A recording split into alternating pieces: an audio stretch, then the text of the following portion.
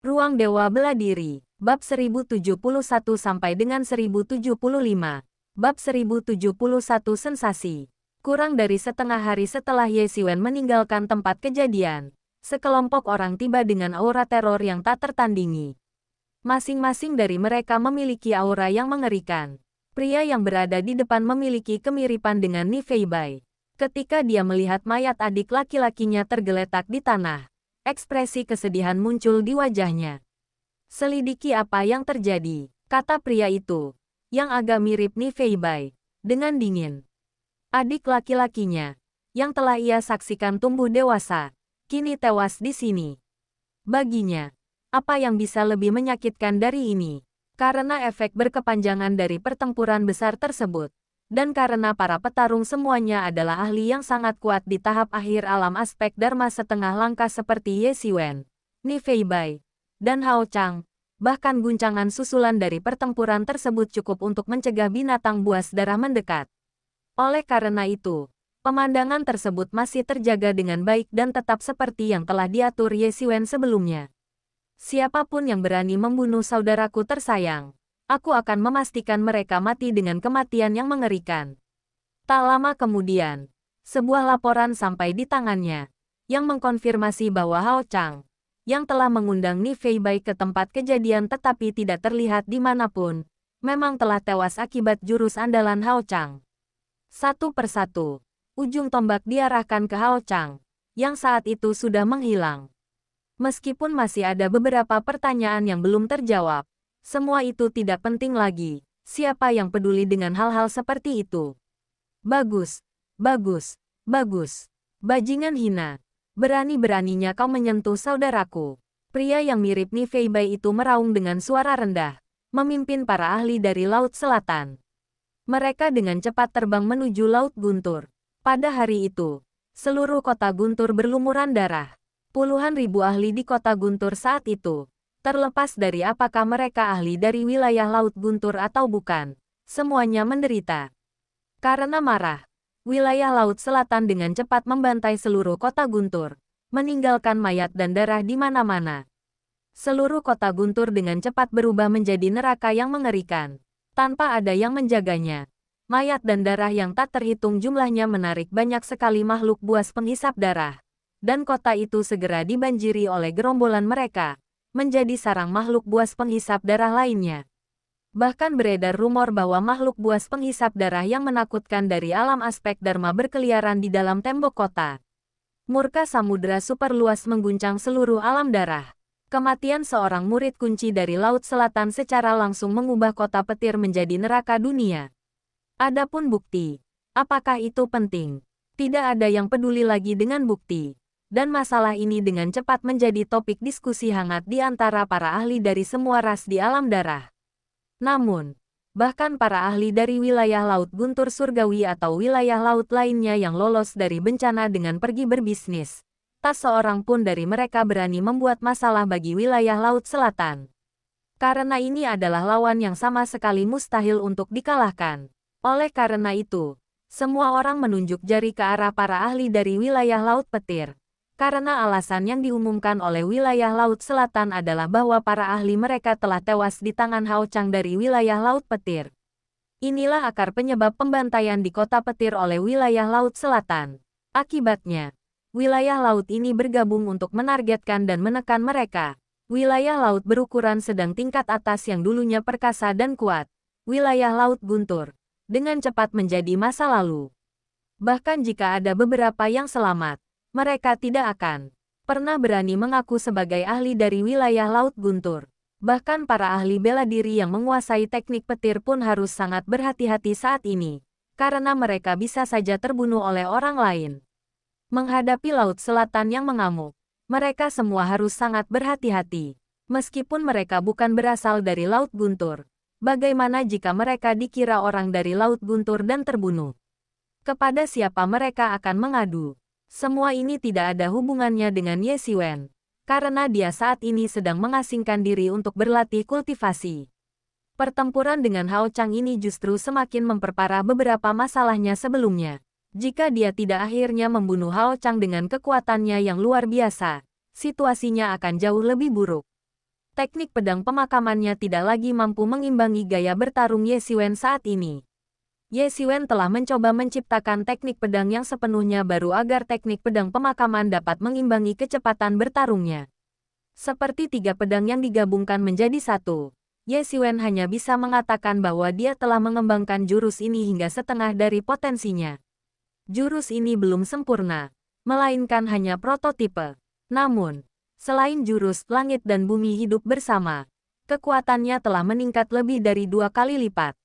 Meskipun demikian, dia masih belum mampu membunuh Hao Chang sepenuhnya sebelumnya, yang menunjukkan bahwa kekuatan jurus ini masih perlu diperkuat. Kali ini, tujuan Ye Xiwen dalam pengasingannya adalah untuk sepenuhnya memahami teknik gabungan tiga pedang. Dengan bantuan ruang misterius, dia jauh lebih kuat daripada orang biasa. Selama dia bersedia menggunakan kristal spiritual, itu tidak akan menjadi masalah. Tapi apa masalahnya dengan kristal spiritual sekarang? Tentu saja, itu bukan masalah. Dia baru saja merebut sejumlah besar kristal spiritual, dan bisa dikatakan dia menjadi kaya dalam semalam. Dia menghabiskan kristal-kristal itu dengan boros dan tanpa rasa bersalah. Tanda pisah, di hutan pegunungan. Sesosok makhluk terus-menerus mengayunkan pedang besi. Pedang besi itu bergerak di udara tanpa energi sejati tambahan, seolah-olah hanya menari terus-menerus. Hanya sesekali ujung pedang itu memancarkan cahaya pedang, yang membuat orang gemetar ketakutan. Ye Xiwen memejamkan mata dan memfokuskan perhatiannya pada jalan pedang. Ruang misterius di dalam tubuhnya terus-menerus menanamkan esensi dari tiga pedang yang tergabung ke dalam roh primordialnya, memungkinkannya untuk menguasainya dengan cepat tanpa harus melalui proses pembelajaran, yang menghemat banyak waktunya. Bahkan cara pedang besi itu diayunkan pun sangat tidak beraturan. Bagi orang luar, mungkin akan tampak seolah-olah dia hanya menari liar tanpa pola apapun. Namun, hanya mereka yang benar-benar memahami ilmu pedang yang dapat memahami bahwa gerakan pedang Ye Xiwen yang tampak acak mengandung lintasan jalur pedang, dan bahwa pemahamannya tentang pedang tersembunyi di dalam gerakan pedang yang tampak kacau tersebut. Teknik pedang pemakaman itu sendiri menekankan makna daripada bentuknya. Bahkan, seiring perkembangan seni bela diri, gerakan-gerakannya menjadi semakin ringkas. Banyak seni bela diri yang dipelajari memiliki puluhan gerakan, seperti 81 gerakan, 72 gerakan, 49 gerakan, dan sebagainya. Tetapi seiring kemajuan, gerakan-gerakan ini menjadi lebih sederhana dan lebih sedikit, namun kekuatannya menjadi semakin kuat. Semakin sederhana gerakannya, semakin dekat pula gerakan tersebut dengan jalan Dao Agung. Para master legendaris, ketika mereka saling bertarung, apa yang tampak seperti gerakan sebenarnya adalah serangan pada tingkat Dao Agung. Mereka menggunakan pemahaman mereka tentang Dao Agung untuk menghujani lawan mereka. Dengan kata lain, bukan mereka yang melakukan gerakan itu sendiri, melainkan menggunakan kekuatan Dao Surgawi untuk saling bertarung. Tingkat pencapaian seperti itu masih merupakan sesuatu yang bahkan Ye Xiwen tidak berani impikan, tetapi itu tidak menghentikannya untuk terus berjuang mencapainya. Teknik pedang pemakaman sudah merupakan teknik yang sangat ringkas, hanya terdiri dari 4 gerakan pedang. Dapat dikatakan bahwa teknik ini telah menyederhanakan kompleksitas hingga tingkat tertentu. Untuk lebih menyederhanakan kompleksitas menjadi satu gerakan pedang saja berada di luar kemampuan Ye Xiwen saat ini. Bahkan dengan tambahan ruang misterius, itu akan sia-sia. Bahkan jika dia bisa melakukannya, harganya akan tak tertahankan bagi Ye Xiwen. Oleh karena itu, Ye Xiwen tidak bermaksud untuk menyederhanakan teknik pedang pemakaman. Sebaliknya, dia ingin memperkuat teknik pedang pemakaman dan menaikkan tingkatannya ke tingkat bumi sekaligus. Dengan cara ini, Ye Xiwen dapat menggunakannya dengan mudah, dan bahkan akan cukup ampuh di alam aspek Dharma. Dia tinggal di pegunungan ini selama 10 hari penuh sebelum akhirnya meningkatkan kualitas teknik pedang pemakaman ke tingkat bumi. Meskipun begitu, hal itu menghabiskan total 500 juta kristal spiritual. Ketika Ye Xiwen benar-benar menghitung, dia menyadari betapa banyak yang telah dia gunakan. Dia langsung merasa sedikit sedih. Meskipun dia telah mendapatkan banyak kristal spiritual kali ini, jika tingkat konsumsinya terus berlanjut, Dia khawatir kristal-kristal itu akan habis dalam waktu kurang dari 2 tahun. Banyak ahli di alam transenden mungkin tidak akan pernah mampu mengonsumsi kristal spiritual sebanyak yang dilakukan Ye Xiwen dalam 10 hari itu. Namun, tidak ada cara lain. Karena dia tidak seperti murid-murid dari kekuatan-kekuatan besar itu. Masing-masing dari mereka memiliki sekte besar sebagai pendukung. Dan terkadang, peran pendukung tersebut tidak hanya tercermin dalam melindungi diri mereka sendiri. Terdapat pula berbagai sumber daya di dalam sekte tersebut. Di antaranya teknik kultivasi merupakan bagian yang sangat penting. Mengingat bakat dan kekuatannya yang telah terbukti, jika dia berada di kekuatan lain, kemungkinan besar dia akan segera dibina oleh para petinggi. Dia tidak perlu bersusah payah meningkatkan kualitas teknik kultivasinya sendiri. Dia cukup meminta banyak teknik tingkat bumi, atau bahkan tingkat surga dan dewa. Sekalipun Yemo berada di sisinya, itu tidak akan membuat perbedaan. Sebagian besar teknik kultivasi Yemo berasal dari klan iblis. Dia memiliki teknik klan iblis yang tak terhitung jumlahnya. Tetapi dia memiliki lebih sedikit teknik dari ras lain, terutama ras manusia. Kecuali jika Ye Xiwen berniat menjadi manusia iblis. Metode kultivasi yang khusus dikembangkan untuk iblis sama sekali tidak cocok untuknya. Kita hanya bisa menunggu dan melihat kapan Yemo sesekali mengingat metode kultivasi yang sesuai. Selain meningkatkan kualitas teknik pedang pemakaman ke tingkat bumi, dia juga perlu sepenuhnya memahami teknik 3 pedang bersatu, yang sebelumnya hanya dia pahami secara samar-samar. Baginya, ini bahkan lebih sulit daripada meningkatkan teknik pedang pemakaman ke tingkat bumi, dan akan membutuhkan lebih banyak usaha dan waktu. Bab 1072 hari ini, keberuntunganmu sangat buruk. Namun, tidak ada yang bisa dilakukan. Meskipun dia sudah memiliki beberapa kartu truf, semakin banyak kartu truf semakin baik, dan semakin tersembunyi semakin baik. Mungkin kekuatan beberapa kartu truf hampir sama, tetapi dalam hal penyembunyian dan serangan mendadak, semakin banyak semakin baik, karena musuh tidak akan waspada terhadap kartu truf yang tidak mereka ketahui. Tidak jauh darinya, Ye Qianqian hanya menatap Ye Xiwen dengan ekspresi tenang. Tetapi jika Anda melihat lebih dekat pada matanya, Anda akan menemukan bahwa matanya penuh dengan keterkejutan, terkejut oleh kekuatan Ye Xiwen. Karena dia melihat bahwa Ye Xiwen benar-benar meningkatkan kualitas seluruh teknik pedang. Dia tidak merasakan apapun tentang teknik pedang pemakaman, karena di antara gerakan seni bela diri yang dia ketahui, ada banyak yang jauh lebih kuat darinya. Tetapi yang benar-benar mengejutkannya adalah Ye Xiwen sebenarnya meningkatkan kualitas teknik pedang. Ini adalah sesuatu yang tidak bisa dia lakukan juga. Karena hal itu tidak hanya membutuhkan pemahaman mendalam tentang ilmu pedang, tetapi juga kemampuan untuk menerapkannya ke bidang lain. Paling tidak, seseorang harus melampaui alam aspek dharma untuk dapat melakukan hal seperti itu. Tetapi orang di depannya tampaknya telah menyelesaikan ini seorang diri hanya dalam 10 hari. Dia tidak akan pernah mempercayainya jika dia tidak melihatnya dengan mata kepala sendiri, karena itu terlalu mengada-ada. Selain itu, ini sangat berlebihan. Biasanya, dibutuhkan seluruh kekuatan untuk memusatkan upaya dan meningkatkan kemampuan sedikit demi sedikit untuk menyelesaikannya setelah ratusan tahun atau bahkan lebih lama. Tapi dia benar-benar melakukannya sendiri. Apakah orang ini benar-benar seorang jenius yang tak tertandingi? Hanya penjelasan ini yang dapat menjelaskan mengapa Ye Xiwen mampu melakukannya. Dia telah melihat banyak orang jenius, dan banyak dari mereka terkenal di seluruh benua kuno yang terpencil. Tetapi bakat seperti ini tidak dapat lagi dianggap sebagai kejeniusan. Itu hanya dapat dianggap sebagai sesuatu yang mengerikan. Bakat mengerikan yang mungkin hanya muncul sekali setiap 10.000 atau puluhan ribu tahun. Semua ini tampak begitu luar biasa, namun terjadi tepat di depan matanya. Namun, setelah mengamati cukup lama, dia tetap memilih untuk memejamkan mata dan beristirahat. Keuntungan berada di sisi Ye Xiwen adalah dia tidak perlu khawatir akan bahaya apapun dan memiliki rasa tenang. Kini ia bisa memfokuskan seluruh upayanya untuk memulihkan kekuatannya. Dalam 10 hari berikutnya, ia akhirnya berhasil menembus ke alam legendaris. Meskipun ia masih sangat lemah di alam darah ini, hal itu tetap menjadi alasan untuk merayakannya. Tak satu pun dari mereka berbicara. Masing-masing sibuk dengan urusan mereka sendiri. 20 hari lagi berlalu dengan lambat saat mereka mengasingkan diri. Cek-cek, hari itu benar-benar pembantaian.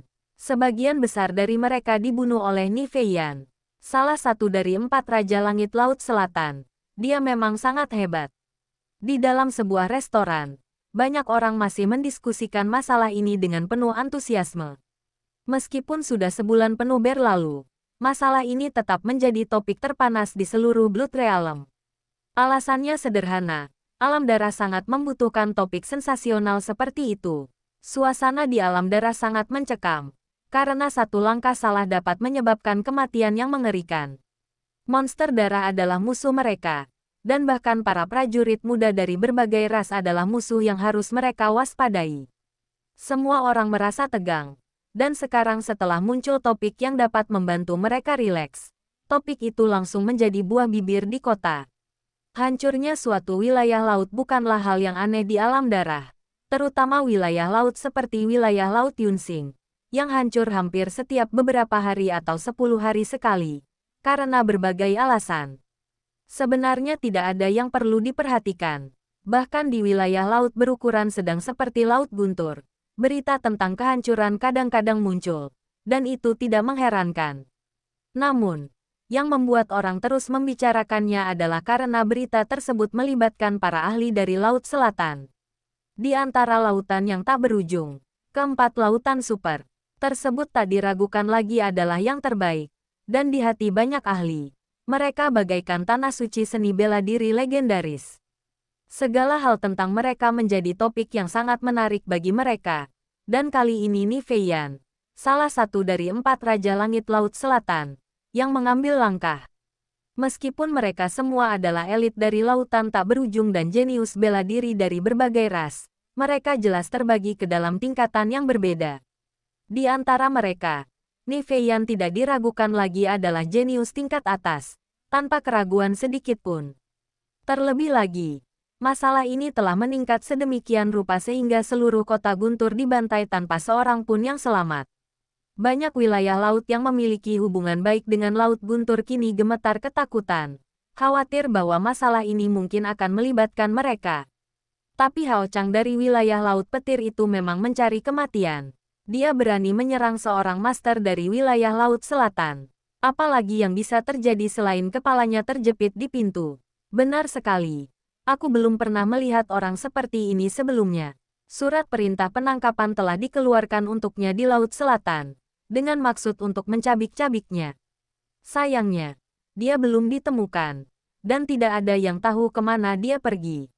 Tidak jauh dari ahli bela diri yang sedang berbicara, seorang pria dan seorang wanita duduk diam mendengarkan tanpa mengucapkan sepatah kata pun. Wanita itu khususnya menarik banyak perhatian. Bukan hanya karena kecantikannya yang memukau, tetapi juga karena rantai di tulang selangkanya, yang menunjukkan bahwa dia mungkin adalah budak pria itu. Menemukannya, aku khawatir kita tidak akan pernah menemukannya. Ye Xiwen mencibir sedikit, karena tidak ada yang lebih tahu darinya bahwa Hao Chang sudah mati. Memang benar, Ni Feibai tewas di tangan Hao Chang, tetapi Hao Chang juga tewas di tangannya.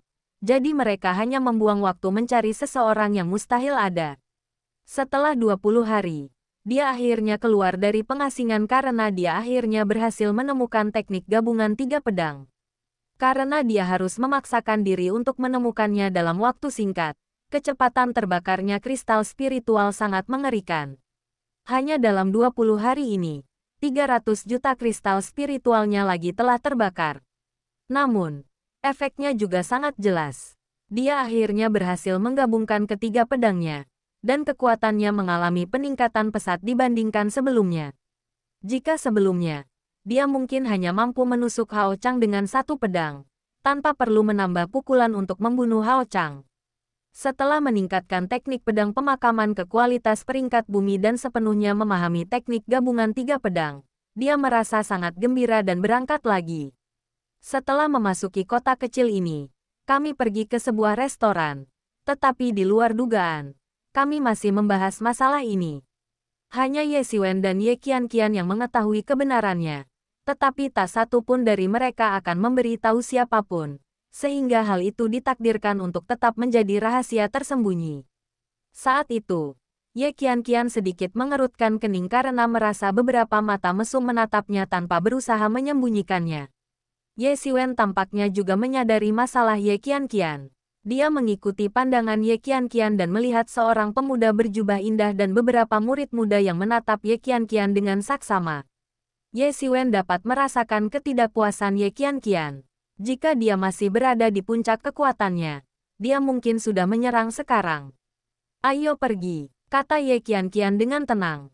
Ia merasa sangat tidak nyaman dengan cara orang-orang itu memandanginya, dan ia merasa sedikit jijik. Kemanapun ia pergi sebelumnya, tidak ada seorang pun yang berani memandanginya seperti itu. Tidak perlu, tunggu aku. Ye Xiwen berdiri dan berjalan ke meja di depan orang-orang. Suasana di seluruh restoran tiba-tiba menjadi tegang. Semua orang memperhatikan tindakan Ye Xiwen, bertanya-tanya apa yang akan dia lakukan. Jadi mereka lebih memperhatikan saat ini. Nak, apa yang kau lakukan? Mencari kematian. Pergi dari sini sekarang juga. Pada saat itu, para ahli muda itu semuanya meraung. Mereka melihat tindakan Ye Xiwen sebagai provokasi dan merasa terhina. Mereka meraung marah. Nak, kau beruntung bertemu denganku hari ini. Asalkan kau bersedia memberikan budak perempuan itu kepadaku, kau bisa menentukan harganya. Pemuda berpakaian mewah itu menunjuk Ye Xiwen dan berkata, wajahnya sedikit pucat, seolah-olah dia telah benar-benar kelelahan. Hal ini cukup langka di antara para praktisi seni bela diri ini, karena banyak dari mereka tetap perawan hingga saat ini untuk mencapai hasil pelatihan terbaik. Banyak orang, bahkan jika mereka memiliki pasangan, melakukannya untuk tujuan kultivasi ganda. Mereka yang murni didorong oleh nafsu memang sangat jarang. Di mata mereka, Ye Qianqian pastilah budak perempuan Ye Xiwen. Jika tidak, tulang selangkanya tidak akan dikunci. Namun, dia tidak datang untuk tubuh asal 9 yin. Untuk menghindari masalah, Ye Xiwen secara pribadi menyembunyikan aura tubuh asal 9 yin untuk Ye Qianqian. Pemuda berjubah indah ini hanya menginginkan kecantikan Ye Qianqian. Menurutnya, kondisi ini sudah lebih dari menguntungkan. Dia bisa menetapkan kondisi apapun yang dia inginkan. Kondisi seperti itu tentu saja sangat menguntungkan bagi banyak praktisi seni bela diri. Adapun budak perempuan, mereka sama sekali tidak penting. Selama Anda punya uang, Anda bisa membeli budak perempuan jenis apapun. Ada banyak budak perempuan cantik dari semua ras yang bisa dipilih. Itulah mengapa dia berbicara dengan penuh percaya diri, merasa bahwa itu adalah keberuntungan Ye Xiwen. Banyak mata tertuju ke sisi ini, dan banyak pendekar muda diam-diam menelan ludah mereka, agak iri pada Ye Xiwen. Dia tidak tahu dari mana dia mendapatkan budak wanita berkualitas tinggi seperti itu. Seandainya tulang selangka Ye Qianqian tidak terkunci saat ini, mereka mungkin tidak akan berani menatap dengan begitu lancang. Karena sebagian besar dari mereka yang bisa muncul di alam darah ini adalah seniman bela diri wanita yang kuat.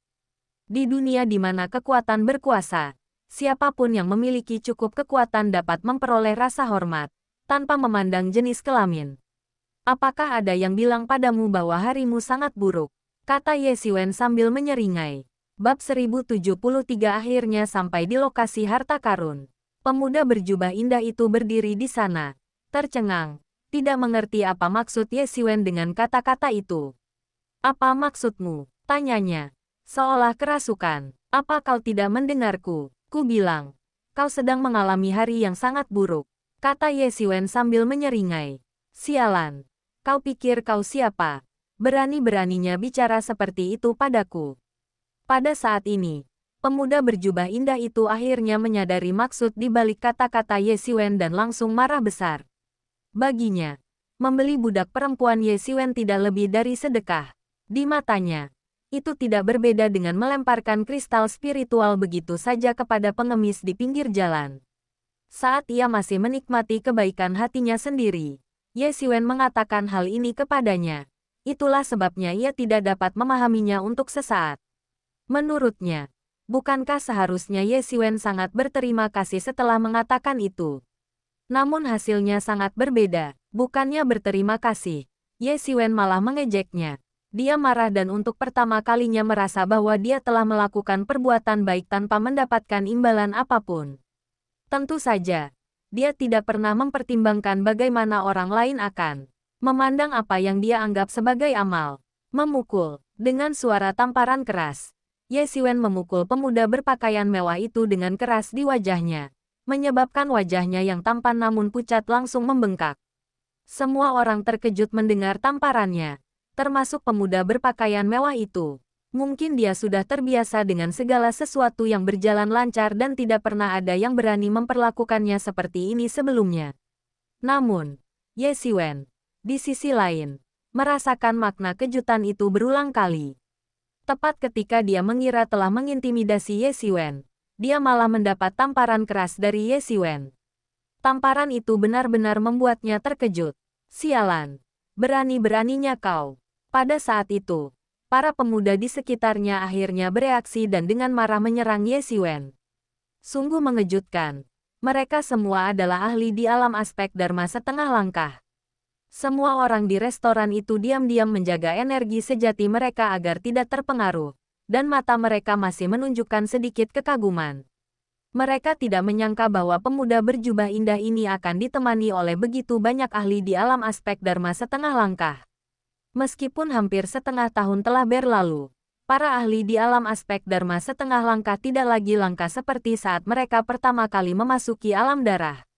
Namun, masih jarang melihat seseorang yang dapat maju ke alam aspek Dharma setengah langkah dalam waktu sesingkat itu. Kebanyakan dari mereka sudah berada di tingkat ke-9 alam transenden atau lebih tinggi sebelumnya. Hanya dengan begitu mereka mungkin dapat maju ke tahap awal alam aspek Dharma setengah langkah dalam waktu sesingkat itu. Dan seorang guru yang hebat, bahkan di wilayah laut utama sekalipun, mereka adalah para jenius kelas atas, dan merupakan talenta kunci yang dibina oleh berbagai pihak. Dan orang-orang seperti itu sebenarnya telah menjadi pengikut pemuda berjubah indah ini. Siapakah sebenarnya pemuda berpakaian elegan ini? Ia langsung berpikir dalam hati bahwa anak ini mungkin telah melewati batas. Apakah seseorang yang dikelilingi begitu banyak ahli alam aspek Dharma setengah langkah akan begitu mudah dipermainkan? Memukul, memukul, memukul. Rentetan tamparan bergema dari para ahli alam aspek Dharma setengah langkah yang menyerang. Mereka hanya melihat langit yang dipenuhi bayangan telapak tangan, diikuti oleh rasa sakit yang tajam dan menyiksa yang langsung menjalar ke otak mereka. Wajah mereka bengkak akibat pukulan-pukulan itu. Kepalanya sangat bengkak sehingga tampak seperti kepala babi.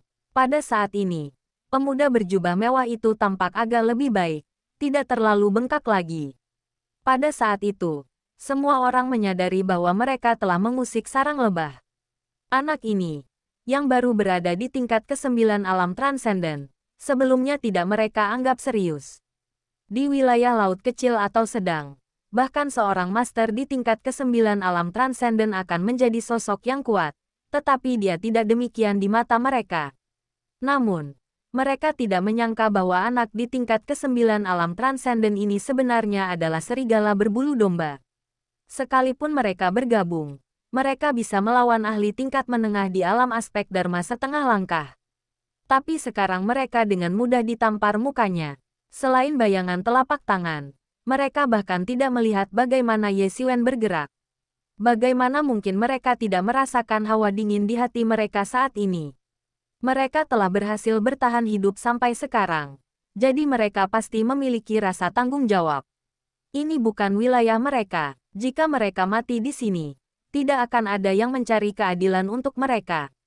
Saudaraku, apa yang terjadi barusan benar-benar salah paham. Kami tidak bermaksud jahat. Pada saat ini, salah satu ahli alam aspek Dharma setengah langkah melangkah maju dan berkata sambil menggenggam tangannya. Kata-katanya tidak jelas, karena tamparan Ye Xiwen telah melonggarkan gigi mereka dan membuat mereka berbicara terbata-bata. Wajah mereka bengkak seperti kepala babi. Namun tidak ada cara lain. Jadi mereka harus maju. Karena mereka semua tahu betul bahwa Ye Xiwen telah menahan diri. Jika tidak, mereka tidak akan terlihat lebih dari sekadar seperti kepala babi. Pada saat itu, pemuda berpakaian mewah itu tampaknya akhirnya menyadari hal ini dan berhenti berteriak. Sebaliknya, Dia menundukkan kepalanya. Dan jika ada yang bisa melihat matanya, mereka akan melihat tatapan membunuh di matanya. Dia belum pernah merasa begitu dipermalukan seumur hidupnya. Ini adalah hal paling memalukan yang pernah dialaminya. Tetapi saat ini, dia juga tahu betul bahwa dia bukanlah tandingan Ye Siwen. Balas dendam adalah urusan nanti. Tetapi jika dia membuat Ye Siwen marah sekarang, keadaan akan benar-benar buruk, dan dia mungkin akan kehilangan nyawanya di tempat. Ye Siwen melirik mereka tanpa sedikit pun rasa dendam. Apakah mereka mengira dia bodoh?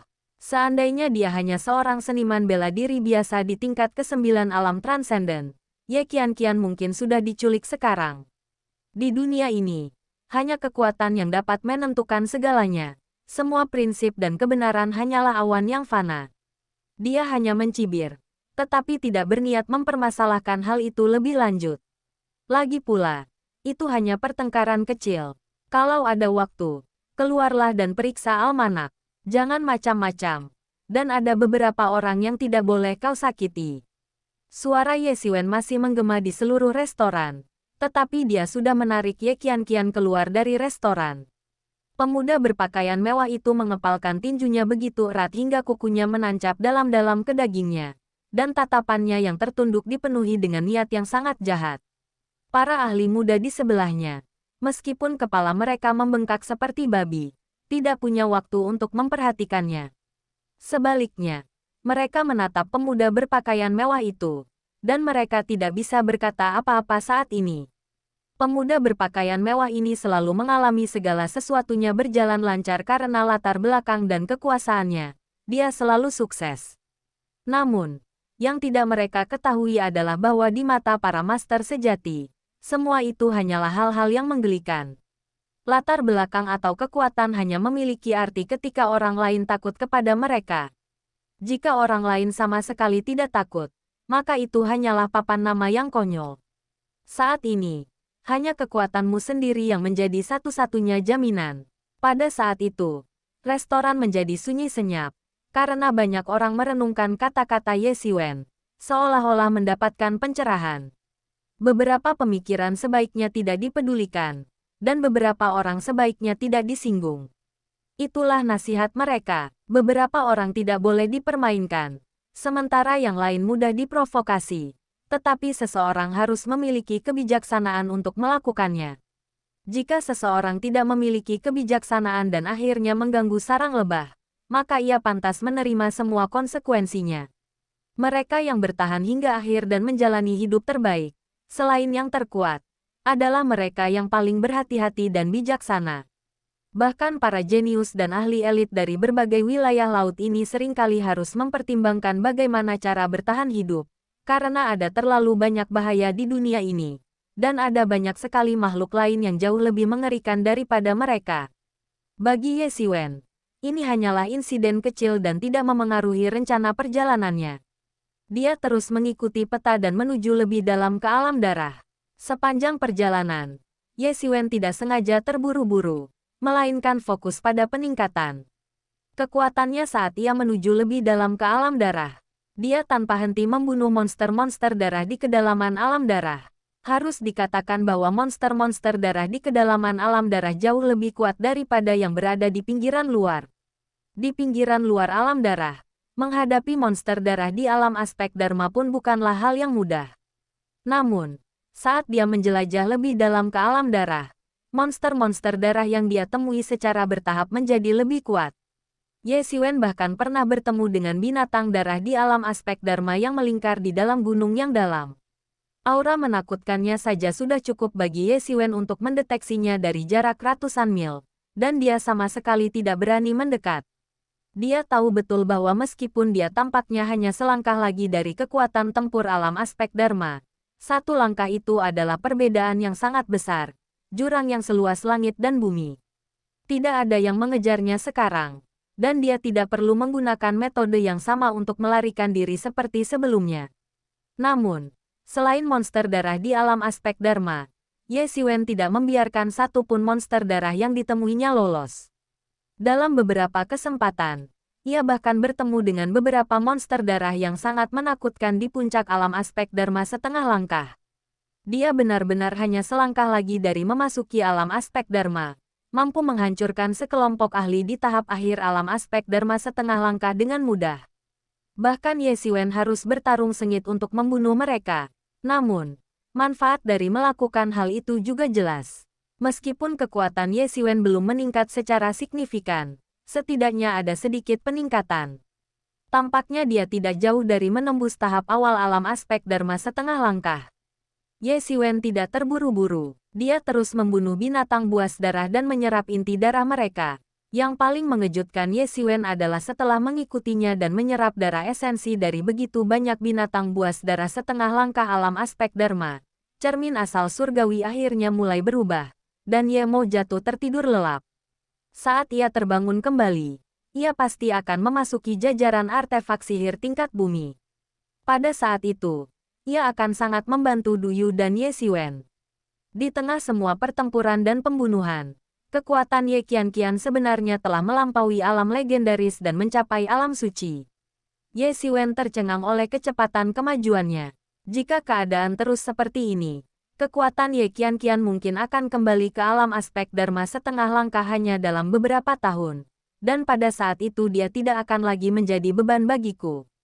Mereka telah melakukan perjalanan selama 2 bulan penuh dan akhirnya mencapai lokasi harta karun yang ditandai di peta. Bab 1074 bertemu kembali dengan seorang teman lama. Menurut peta harta karun, ini seharusnya adalah lorong bawah tanah. Tetapi ketika keduanya tiba, mereka menemukan bahwa sebenarnya ada sebuah kota di sana. Sebuah kota besar yang berdiri di tempat itu. Ini adalah sesuatu yang tidak digambarkan pada peta harta karun. Ada kemungkinan juga bahwa peta harta karun itu dibuat terlalu lama. Bahkan kota ini belum muncul saat itu. Tempat ini sudah cukup dekat dengan area inti alam darah. Lebih jauh ke dalam adalah area inti sebenarnya dari alam darah. Di sana, binatang buas darah di tingkat alam transenden hanya bisa bertahan hidup sebagai makanan. Yang benar-benar mendominasi segalanya adalah binatang buas darah di tingkat alam aspek Dharma. Beberapa di antaranya sangat kuat sehingga bahkan banyak ahli pun tidak berani mendekati mereka. Itu adalah binatang buas yang kejam dan ganas. Sangat menakutkan. Meskipun agak berbeda dari yang digambarkan di peta, Ye Xiwen yakin bahwa dia tidak melakukan kesalahan. Tak lama kemudian, ia mengetahui bahwa wilayah laut ini adalah wilayah laut luas yang disebut wilayah Laut Xuanyang. Sebagai penguasa wilayah ini, wilayah Laut Xuanyang mendirikan kota Xuanyang, tempat puluhan ribu pendekar bela diri berkumpul. Bisa dibayangkan betapa makmurnya tempat ini. Terlebih lagi, mereka bukanlah orang biasa, melainkan yang terbaik di antara para pendekar bela diri, elit teratas dari generasi muda. Jika semua ini terjadi bersamaan, Anda bisa membayangkan betapa menakutkannya. Ketika Ye Xiwen dan Ye Qianqian masuk, mereka menarik banyak perhatian. Ye Xiwen tidak terkejut, ada terlalu banyak pendekar bela diri tingkat ke-9 alam transenden di kota ini. Puluhan ribu orang memiliki tingkat kultivasi ini. Jadi itu bukan hal yang istimewa. Ye Qianqian masih cukup menarik perhatian, terutama karena rantai yang mengikatnya. Hal itu langsung mengungkap identitasnya, seorang budak perempuan. Untungnya, Laut Xuanyang bukanlah tempat yang memusnahkan manusia. Meskipun agak aneh, tidak ada seorang pun yang maju untuk mengatakan apapun. Mereka hanyalah budak perempuan. Jangan tertipu oleh penampilan mereka di sini. Mereka mungkin tampak seperti orang yang lewat biasa. Tetapi di lautan luas di luar sana, mereka semua adalah anak-anak ajaib yang terkenal. Mereka memiliki budak yang tak terhitung jumlahnya dari berbagai ras. Sebenarnya tidak ada yang perlu dilihat di sini. Tentu saja, sangat jarang menemukan seseorang di tempat seperti ini dengan seorang budak perempuan. Karena ada terlalu banyak bahaya di alam darah ini. Begitu banyak sehingga mereka mungkin bahkan tidak dapat menghitung semuanya. Dalam banyak situasi, mungkin yang terbaik adalah menjaga diri sendiri. Setelah Ye Xiwen memasuki kota Xuanyang, ia segera mendengar kabar bahwa banyak ahli telah memperoleh peta harta karun dan datang ke sini. Meskipun peta harta karun tersebut tidak semuanya sama. Namun, semua peta tersebut menunjuk ke tempat ini. Biasanya, meskipun seseorang mendapatkan peta harta karun, mereka akan menyembunyikannya dengan hati-hati dan tidak memberitahu siapapun. Jadi semua orang tiba di sini secara diam-diam dan memulai penjelajahan mereka sendiri. Namun karena sebuah kecelakaan, dua orang menemukan peta harta karun milik satu sama lain. Keduanya menunjuk ke tempat yang sama, dan berita itu menyebar dengan cepat, menjadi pengetahuan umum dalam semalam. Tidak hanya itu, tetapi sekarang semua ahli di kota ini sedang mendiskusikan masalah ini karena tidak ada yang memiliki petunjuk. Semua informasi tampaknya mengarah ke sebuah gunung yang tidak jauh dari sini, tetapi tidak ada yang lebih spesifik. Tampaknya semua peta hanyalah peta belaka. Kepalaku sakit, kata Ye Xiwen sambil menggosok dahinya. Mendengarkan percakapan di sekitarnya, Ye Xiwen menjadi agak gelisah. Pada saat ini, bahkan orang yang paling bodoh pun tampaknya menyadari bahwa ada sesuatu yang tidak beres. Bagaimana begitu banyak orang mendapatkan peta ini? Dan mengapa mereka semua datang ke sini? Yang lebih penting lagi, penguasa kota, seorang tokoh berpengaruh dari wilayah Laut Xuanyang, tampaknya juga tidak mengetahui hal ini. Tetapi jika mereka pun tidak menyadarinya, lalu masalah ini berkaitan dengan siapa? Memikirkan semua detail ini, Ye Xiwen merasa sakit kepala yang hebat akan segera menyerang. Ye Xiwen juga merasakan ada sesuatu yang tidak biasa tentang ini. Mungkin semuanya tidak sesederhana itu. Aku khawatir masalah ini tidak sesederhana itu, kata Ye Xiwen sambil sakit kepala. Ye Qianqian mengangguk, melirik Ye Xiwen dengan ekspresi yang ambigu. Ye Xiwen tentu saja mengerti maksud Ye Qianqian. Karena hal itu tidak biasa dan ada sedikit unsur konspirasi, memilih untuk tidak pergi adalah pilihan terbaik. Apapun godaan atau bahayanya, selama dia tidak pergi, itu tidak akan menjadi masalah. Namun, seperti orang lain, setelah sampai sejauh ini, Ye Xiwen dipenuhi keengganan untuk menyerah di sini. Semua orang tampaknya memiliki perasaan yang sama, dan semua orang menunggu orang lain menemukan sesuatu. Semua orang menunggu, dan tidak ada yang mau menyerah. Ye Qianqian tidak memiliki pemikiran khusus tentang hal ini, karena alam darah belum dibuka dan dia tidak bisa keluar. Tetap berada di sisi Ye Xiwen tentu saja merupakan pilihan teraman. Namun, yang mengejutkan Ye Xiwen, ia bertemu dengan seorang kenalan di sini. Kenalan itu tak lain adalah Jian Wushuang, yang telah lama meninggalkan seluruh wilayah Laut Yunxing. Saat ini, kedua pihak belum bertemu selama lebih dari setengah tahun. Dibandingkan dengan lebih dari setengah tahun yang lalu, Jian Wushuang sekarang lebih kuat. Dia sebenarnya telah melangkah ke puncak tahap akhir alam aspek Dharma setengah langkah. Dia mungkin akan mampu melangkah ke alam aspek Dharma hanya dengan sedikit kesempatan. Ia langsung merasa penasaran, bertanya-tanya pertemuan luar biasa macam apa yang telah dialaminya dalam 6 bulan terakhir yang membuatnya berkembang begitu pesat, hampir setara dengan dirinya sendiri.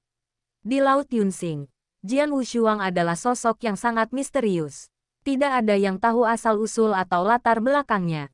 Yang diketahui hanyalah bahwa dia tiba-tiba muncul di Laut Yunxing. Tampak tidak cocok dengan siapapun, dan bahkan dikejar oleh makhluk laut, tetapi akhirnya berhasil melarikan diri. Ye Xiwen sudah tahu sebelumnya bahwa Jian Wushuang bukanlah orang biasa dan sangat berbeda dari para ahli lainnya di wilayah Laut Yunxing. Di belakangnya ada 3 pengiring, 2 pria dan 1 wanita. Mereka semua adalah pengiring yang Jian Wushuang temui selama periode ini, dan tidak satu pun dari mereka adalah orang biasa. Mereka semua adalah ahli di tahap akhir alam aspek Dharma setengah langkah, dan bahkan di kota Xuanyang, tempat para ahli sangat banyak, mereka dapat dianggap sebagai yang paling luar biasa. Tentu saja, ini dengan asumsi bahwa penguasa kota, seorang ahli di alam aspek Dharma, tidak ikut campur. Pada saat yang sama Ye Xiwen menemukan Jian Wushuang. Jian Wushuang juga menemukan Ye Xiwen dan segera datang bersama beberapa rekannya. Aku tidak menyangka akan bertemu denganmu di sini, kata Jian Wushuang kepada Ye Xiwen dengan sedikit terkejut. Jelas, di matanya, orang-orang di wilayah Laut Yunxing itu tidak berada di jalan yang sama dengannya, karena mereka semua memiliki keluarga dan bisnis. Dan tidak mungkin bagi mereka untuk meninggalkan begitu banyak sesama murid atau saudara dan saudari dalam klan mereka untuk berkeliaran seperti Jian Wushuang atau Ye Xiwen, mengejar puncak seni bela diri. Ye Xiwen mungkin termasuk golongannya. Tetapi alam darah begitu luas sehingga pertemuan mereka di sini merupakan suatu kebetulan. Aku tidak heran, meskipun alam darah itu luas, sebenarnya cukup kecil. Semua orang menuju ke pusat, jadi cepat atau lambat kita akan bertemu. Tentu saja, syaratnya adalah tidak ada di antara kita yang mati. Kata Ye Xiwen sambil tersenyum. Di dunia ini, mungkin ada jutaan orang di bawah, tetapi tidak banyak orang yang benar-benar berada di level tinggi. Semakin tinggi Anda berada, semakin kecil lingkaran pergaulan Anda, dan semakin besar kemungkinan Anda bertemu dengan orang lain. Hari ketika Anda benar-benar mencapai puncak adalah hari ketika Anda sendirian. Ye Xiwen sangat memahami hal ini. Di alam darah ini, semua orang bergegas menuju pusat alam darah. Selama Jian Wushuang masih memiliki kekuatan dan belum mati, wajar jika mereka akan bertemu satu sama lain. Kau benar, kata Jian Wushuang sambil tersenyum. Apa? Wushuang, apakah ini temanmu? Pada saat itu, seorang pemuda bertubuh sedang dan berpenampilan biasa dari antara dua pria dan satu wanita di belakang Jian Wushuang melangkah maju dan bertanya. Di sampingnya ada seorang pria tampan, bahkan bisa dibilang sangat tampan. Meskipun Ye Xiwen telah mengamati para pria tampan dan wanita cantik, ia harus mengakui bahwa pria ini memang sangat tampan. Di belakangnya ada seorang gadis kecil yang tampak berusia sekitar 13 atau 14 tahun. Dia terlihat sangat muda, tetapi tubuhnya sangat montok. Payudaranya tampak hampir keluar dari pakaiannya. Ye Xiwen hanya bisa memikirkan 4 kata. Wajah bayi, tubuh seksi. Ya, ini Ye Xiwen, temanku dari Laut Yunsing. Jawab Jian Wushuang. Ini teman-temanku, Gao Xuan, Si Kouyan, dan Miao Sisi. Seketika itu juga, Jian Wushuang menatap Ye Qianqian, bertanya-tanya apa hubungannya dengan Ye Xiwen. Apakah dia seorang budak perempuan? Sepertinya tidak, karena Ye Qianqian dan Ye Xiwen duduk bersama. Tampak lebih seperti teman daripada majikan dan pelayan. Ye Qianqian sedikit membuka mulutnya dan berkata, nadanya agak acuh tak acuh dan dingin. Mungkin karena dia selalu seperti ini dan sudah terbiasa, jadi dia bukan orang yang sangat antusias. Wah, kakak cantik sekali.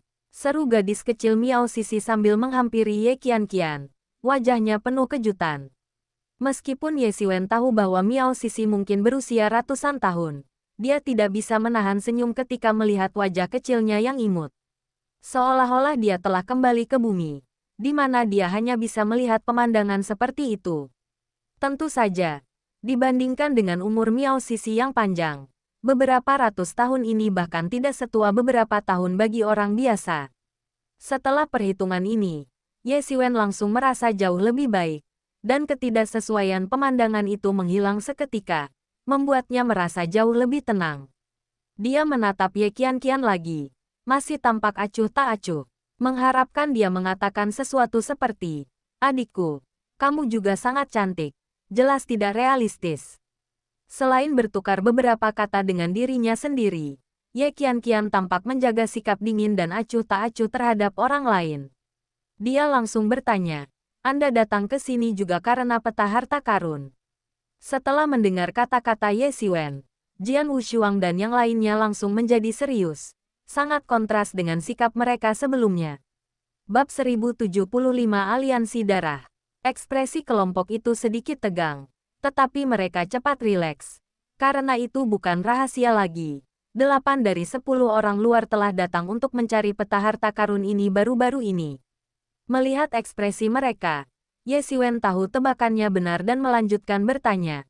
Karena kalian datang untuk peta harta karun ini, apakah kalian tahu harta karun apa yang digambarkan dalam peta tersebut? Jian Wushuang menggelengkan kepalanya dan berkata, kita juga tidak tahu detailnya. Mungkin itu adalah peninggalan dari seorang master yang memasuki alam darah sejak lama. Konon, benda itu mungkin terkait dengan aliansi darah yang legendaris. Aliansi darah, tanya Ye Xiwen. Agak bingung karena dia tidak familiar dengan nama itu. Aliansi darah ini adalah organisasi yang sangat kuno. Bahkan sudah ada sebelum wilayah Laut Yunsing kita berpartisipasi dalam uji coba alam darah. Jadi wajar jika kau tidak mengetahuinya. Jian Wushuang terkejut, lalu tersenyum dan berkata, dahulu kala, itu adalah organisasi yang sangat besar dan menakutkan di alam darah. Kau seharusnya tahu bahwa jika kau memasuki alam darah dan tidak bisa keluar dalam waktu 3 tahun, kau akan terjebak di sini selamanya, kan? Tanya Jian Wushuang. Ye Siwen mengangguk, lalu sepertinya menyadari sesuatu. Jadi maksudmu, aliansi darah ini? Ya, Jian Wushuang mengangguk. Benar, aliansi darah adalah organisasi yang didirikan oleh mereka yang bertahan hidup di alam darah. Nyaris tidak selamat. Orang-orang ini seharusnya mati satu persatu selama beberapa ratus tahun berikutnya. Tetapi entah bagaimana mereka berhasil hidup sampai pembukaan alam darah berikutnya. Meskipun mereka tidak bisa meninggalkan alam darah, mereka menjadi penguasanya. Setiap orang yang memasuki alam darah harus hidup di bawah tirani mereka. Gemetar ketakutan. Ye Siwen mendengarkan dengan tenang. Meskipun hanya beberapa kata, dia bisa merasakan keputusasaan yang tak terbatas. Tirai darah turun, menyelimuti seluruh alam darah. Meskipun dia belum pernah bertemu siapapun dari aliansi darah, dia dapat dengan mudah menebaknya. Organisasi ini jelas lebih dari sekadar kelompok swadaya. Mereka yang selamat setelah dikurung di alam darah, tidak dapat pergi selama sisa hidup mereka dan terus-menerus menghadapi ancaman kematian. Pada dasarnya gila. Sebuah organisasi yang terdiri dari sekelompok orang gila atau penderita penyakit mental seperti itu sama sekali bukanlah organisasi yang cinta damai, harmonis, dan ramah. Dan perlahan-lahan, semakin banyak orang yang dipaksa untuk tetap berada di alam darah. Hingga kemudian, ketika wilayah laut utama hampir meninggalkan alam darah, mereka tiba-tiba mengalami kemunduran dan menghilang dalam semalam, yang mencegah bencana besar. Kata Jian Wushuang. Ye Siwen mengangguk. Mereka yang bisa masuk ke sini adalah para elit teratas, orang-orang yang telah hidup selama ratusan tahun. Mereka memiliki keunggulan luar biasa ketika menghadapi generasi muda para ahli dari ratusan tahun kemudian. Ini seperti meminta Ye Siwen untuk menghadapi dirinya di masa lalu ratusan tahun yang lalu. Tidak perlu pertarungan, kehadirannya saja sudah cukup untuk menghancurkan dirinya di masa lalu. Meskipun berada di dalam alam darah, hanya dalam beberapa ratus tahun, mengingat bakat para ahli muda ini, kemungkinan besar bahkan mereka yang melampaui alam aspek Dharma telah muncul. Dengan kekuatan seperti itu, tidak mengherankan jika mereka mampu menguasai seluruh alam darah pada masa itu. Namun, ada banyak masalah tersembunyi, seperti bagaimana mereka bisa bertahan hidup. Setelah berasimilasi menjadi makhluk dari alam darah, mereka akan mati karena usia tua dengan kecepatan puluhan kali lebih cepat dari normal. Mereka semua akan mati sebelum pembukaan alam darah berikutnya, sehingga banyak orang belum pernah melihat orang-orang ini. Mereka hanya mendengar tentang keberadaan mereka dari para tetua dan tahu bahwa beberapa dari mereka tidak meninggalkan alam darah dan berakhir seperti ini. Justru karena itulah sangat aneh bagaimana mereka bisa bertahan hidup dan mengapa mereka mengalami kemunduran dalam semalam. Semua ini adalah pertanyaan yang sangat menarik. Jika itu hanya situs biasa yang ditinggalkan para pendahulu, Ye Siwen bahkan tidak akan meliriknya dan akan langsung pergi. Lagi pula, bahkan jika itu adalah seorang master dari puluhan ribu atau ratusan ribu tahun yang lalu, paling-paling mereka akan sama seperti sekarang, dan tidak ada yang perlu diperhatikan. Tetapi jika itu adalah aliansi darah, maka berbeda. Belum lagi betapa kuatnya para jenius yang telah hidup bertahun-tahun di aliansi darah itu. Terlebih lagi, fakta bahwa aliansi darah mampu bertahan hidup itu sendiri merupakan pertanyaan yang sangat menarik. Meskipun belum banyak berita tentang peta harta karun ini, ada desas-desus bahwa itu mungkin merupakan markas aliansi darah. Kata Jian Wushuang, jika memang begitu, maka kita harus pergi dan melihatnya. Kata Ye Siwen, matanya berbinar. Karena kau adalah teman Jian Wushuang, maka kau juga teman kami. Jika kau juga berencana untuk menjelajahi pangkalan itu, maka kau bisa memintanya kepada kami. Kata Gao Xuan. Ye Siwen mengangguk, tidak berpikir ada yang salah dengan itu. Dia menatap Ye Qianqian lagi, berpikir bahwa jika ada begitu banyak orang di sekitar, melindungi Ye Qianqian bukanlah masalah.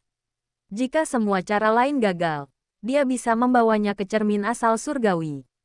Setelah menghabiskan begitu banyak waktu bersama, Ye Xiwen secara bertahap mulai mempercayai Ye Qianqian. Dia mempercayai penilaiannya sendiri. Terlebih lagi, bahkan Ye Mo, hantu tua yang telah hidup entah berapa tahun lamanya, mengatakan bahwa dia dapat dipercaya. Kalau begitu, tidak ada yang perlu dikhawatirkan.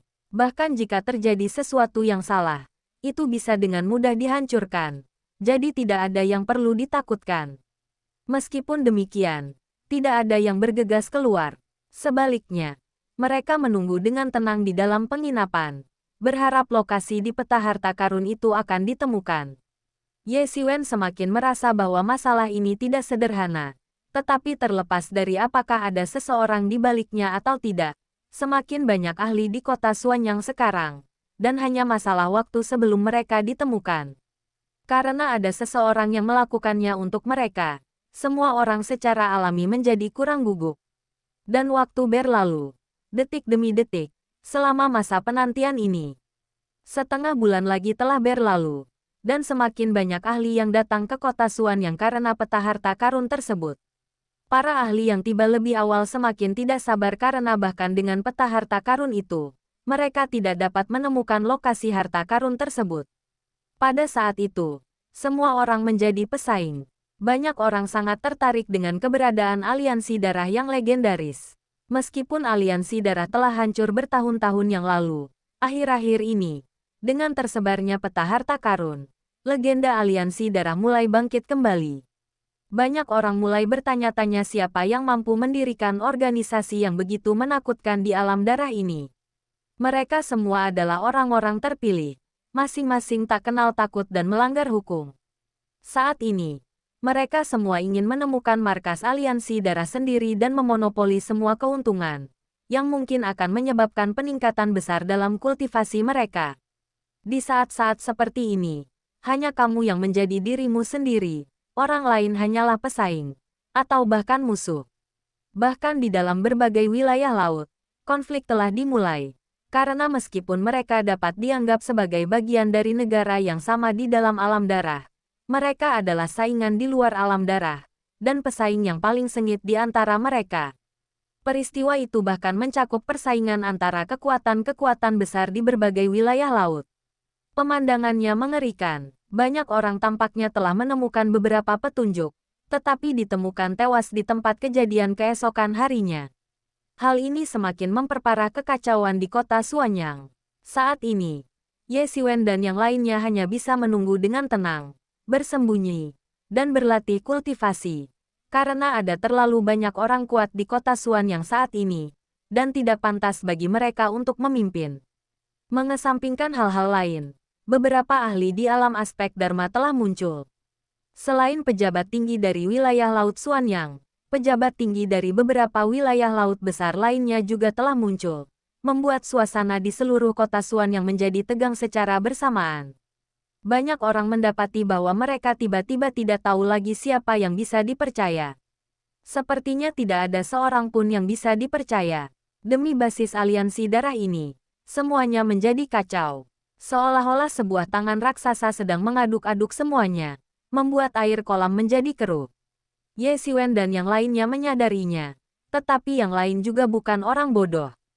Lagi pula, semua orang di sini adalah kaum elit. Berapa banyak orang bodoh yang sebenarnya? Banyak orang memperhatikan situasi yang tidak biasa ini, tetapi meskipun mereka mengetahuinya, mereka juga tahu bahwa tindakan paling bijaksana adalah meninggalkan kota Xuanyang, sehingga apapun konspirasi atau rencana jahat yang mungkin mereka miliki, mereka tidak akan dapat menangkap mereka. Namun, baik manusia maupun makhluk laut, keserakahan adalah sifat alami mereka. Bahkan mengetahui adanya bahaya, mereka tidak bisa melepaskan potensi basis aliansi darah dan banyak harta karun di dalamnya. Jadi, meskipun mereka tahu bahwa mungkin ada kekuatan yang memanipulasi segalanya, tidak satu pun dari mereka memilih untuk pergi. Atau mungkin mereka terlalu yakin bahwa kekuatan mereka sendiri dapat menghancurkan semua konspirasi dan rencana jahat. Orang-orang ini semuanya jenius. Jika mereka bahkan tidak memiliki kepercayaan diri sebesar ini, mereka tidak akan sampai ke posisi mereka sekarang. Ini adalah dunia di mana yang kuat semakin kuat dan yang lemah semakin lemah. Jika mereka ingin mendaki dan berada di puncak semua orang, mereka mungkin sudah lama mati jika mereka tidak memiliki kepercayaan diri untuk berjuang sampai mati. Bahkan Ye Xiwen pun tidak terkecuali. Ye Xiwen jarang menekan keinginan semacam ini, karena keinginan dan obsesi ini adalah satu-satunya motivasinya untuk menjadi lebih kuat, dan mungkin satu-satunya tujuannya di masa depan. Namun, dia lebih rasional. Dia percaya pada kekuatannya sendiri. Bahkan jika seorang master dari alam aspek Dharma menyerangnya, selama dia tidak terluka parah oleh serangan mendadak di awal, dia bisa lolos. Jika dia menganggapnya sebagai masalah hidup dan mati, dia tidak akan mudah mengambil risiko. Bukan hanya Ye Xiwen, semua orang juga sama. Hanya saja, sebagian orang terlalu percaya diri, sementara sebagian lainnya menilai kekuatan mereka dengan akurat. Tepat ketika orang-orang ini mulai tidak sabar, dan beberapa bahkan bersiap untuk pergi, berita tentang lokasi harta karun itu akhirnya menyebar.